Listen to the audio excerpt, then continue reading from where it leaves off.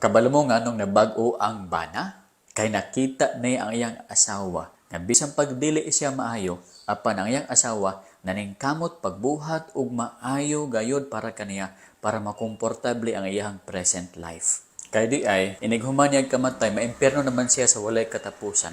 Sumay na lang nga ang present life niya, komportable, mura og langit, kay inig kamatay niya, sugbaho naman siya sa kalayo sa walay katapusan. Pero dili lang kana ang nakapabag-o kaniya, kundi ang maayo gid nga kinaiya sa iyang asawa.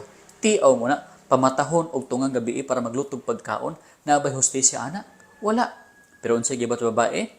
Nimata siya para makomportable, para maserbisyuhan niya ang iyang bana nga buangon.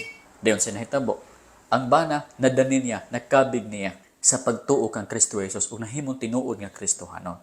Mao na ginaingon sa 1 Peter chapter 3 verse 1.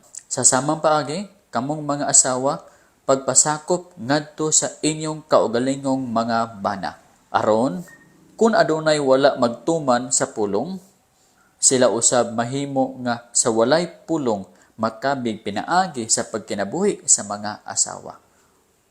Naay mga bana nga dili mo tuman sa pulong. Sultian nimo sa pulong sa Ginoo, mulikramom, dili maminaw.